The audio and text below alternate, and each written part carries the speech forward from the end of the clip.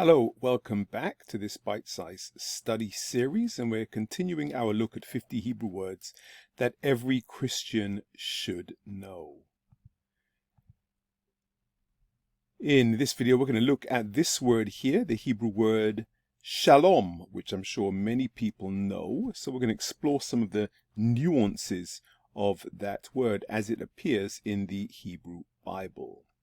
So we all know the word shalom, and that's how it's pronounced. Shalom. Shalom.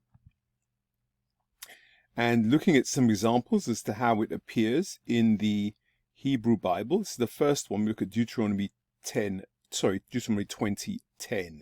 And here it has the meaning basically of a lack of war, or the absence of war and of violence.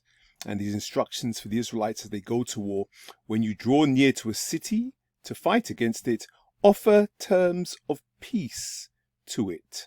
Offer terms of peace, that is, in order to prevent war, physical fighting that may occur. So that's probably the meaning many of you know, this idea of peace.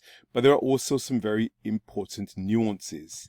And here's one we find in Psalm 4:8, which implies rest, or tranquility and contentment. In Psalm 4:8 we read, "In peace I will both lie down and sleep, for you alone, O Lord, make me dwell in safety."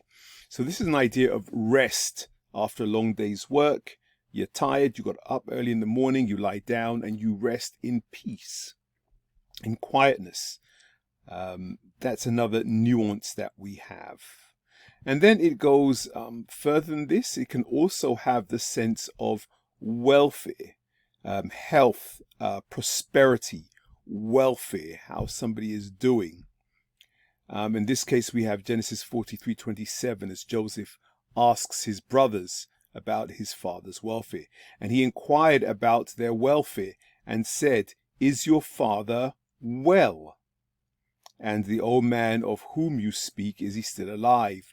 So this word here, welfare, is the word for peace, is the word shalom. He inquired of their shalom. And what does it include? It includes him, or nuances of him still being alive and well. So he wants to know about the welfare of his father Jacob, and he uses this word shalom.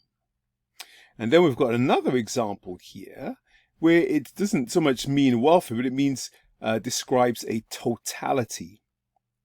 So here we've got the cities of the Negev are shut up with none to open them. All Judah is taken into exile, wholly taken into exile. And this is the word shalom that we see here. And it describes the totality with which Judah is taken into exile. So in addition to these context here, we find that the word shalom is also used in people's names, and most famous of which is probably Solomon, or in Hebrew, Shlomo. Shlomo. You can see it comes as an S because the Hebrew passes through the Greek, but let's not talk about that right now. But it's an S, so we have Solomon, but it's the same root, Shlomo, that we have for this King Solomon. And indeed, in this particular case, it's very apt because it describes the reign of King Solomon, which very much was one of peace compared to his father, David at least. We see also it appearing in this man's name, Absalom, Avshalom, father of peace, something along those lines it might be loosely translated as. We saw the word Av, which appears in English as Ab, and at the end we've got the Shalom here. But perhaps most famously, the word Shalom appears in the word Jerusalem, Yerushalayim, as it is in Hebrew.